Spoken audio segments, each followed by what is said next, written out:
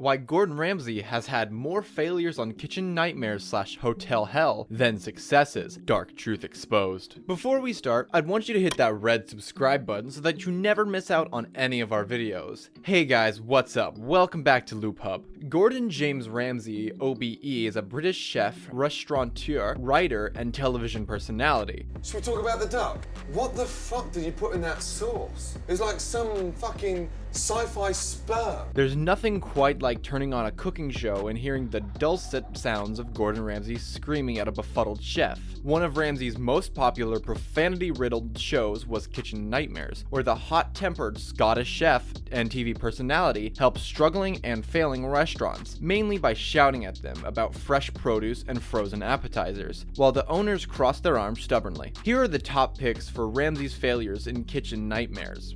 Number 1. The crew was accused of criminal damage. Before we get any further, what I wanted to say to both of you is the fucking supermarket is not good enough.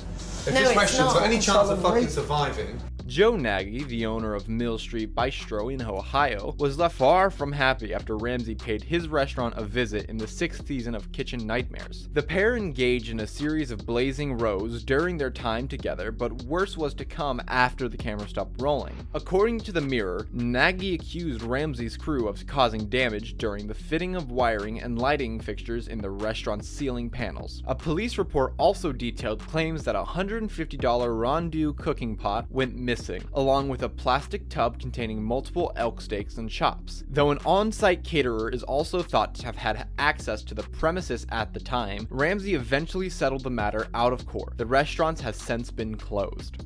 Number 2. The producers allegedly tried to break up a marriage. If you know the old saying, if you can't stand the heat, then get out of the kitchen, well, in the case of Kitchen Nightmares, it may have been the show's producers who were bringing the heat. According to a report from Reality Blurred, producers on the show regularly went out of their way to create tension. It's understandable enough, no one was tuning into Kitchen Nightmares to see everyone getting along, but in one instant, they may have gone a little too far. Bazzini featured on the 2nd season of the show and was run by a married couple, Paul and Leslie Bazzini. Paul revealed to the New Jersey Record via Reality Blurred that the only time I ever spent any time with him was on camera. In fact, Paul dealt mostly with producers, one of whom reportedly tried to incite trouble by asking his wife, Leslie, if this fails now, how can you stay with your husband? That's pretty strong. Number 3. Most of the restaurants saved on the show ended up closing. Possibly the biggest revelation concerning Kitchen Nightmares comes with the fact that a lot of the restaurants that featured on the show ended up closing regardless of Gordon Ramsay's help. According to the research conducted by Grub Street, of the 77 restaurants to appear over the course of the show's 7 seasons, 47 have closed, which equates to 61.84% of the total appearing on the series. 23 of those restaurants also shut down 1 year of, or even before, their episode of Kitchen Nightmare aired. That's 29.87% of the total. Though those numbers might seem quite high, it's important to stress that the National Restaurant Association estimates around 30% of all restaurants fail in their first year, with the other 30% failing within 2 years. Number 4. Producers purposely set up the dinner service for failure. One of the most nerve-wracking moments of every Kitchen Nightmare episode is when Gordon Ramsay observes the very first dinner service. More often than not, Ramsay is appalled with the restaurant's disorganization and sends the whole night into a dramatic screeching halt, and viewers are left wondering how a restaurant could possibly be so bad and still functioning at all. The truth is, they can't. Producers purposely set up a dinner service to fail.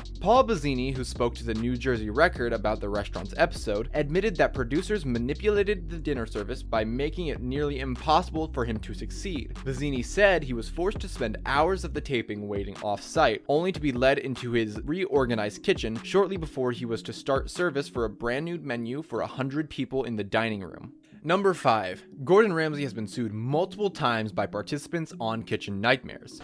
And that, in terms of presentation, looks like a pile of shit. John Chapman isn't the only restaurant owner who was unhappy with the outcome of the show. Gordon Ramsay has been sued multiple times for his sometimes explosive temper by unhappy restaurant owners and chefs on the show. In 2008, Ramsay was sued for 500,000 euros, $679,000 for cursing at the manager. Martin Hyde was the restaurant manager at Dillon's, a restaurant in New York City, and said he was reamed out by Ramsay even though he had no responsibilities for the kitchen kitchen and mostly looked after the bar and restaurant events. Being ridiculed by Gordon Ramsay on TV has wrecked my life, Hyde told the Daily Mail. My reputation is in tatters and nobody wants to employ me. In 2014, another show participant sued Ramsay after he and the show's host had an explosive row, according to the Mirror. Joe Nagy, who owned the Norwalk, Ohio restaurant Mill Street Bistro, sued Ramsay and his crew for damages into the restaurant, including a gutted ceiling that was never fixed and receiving €900, $1,233 in compensation. Those are some big bucks. Poor Ramsay. This brings us to the end of our video. I hope you enjoyed it. Hit like if you did and don't forget to subscribe to our channel so that you don't miss any of our videos in the future. Also, watch the 2 videos that are on your screen now because I'm sure you'll love them. With that, I will see you in the next video.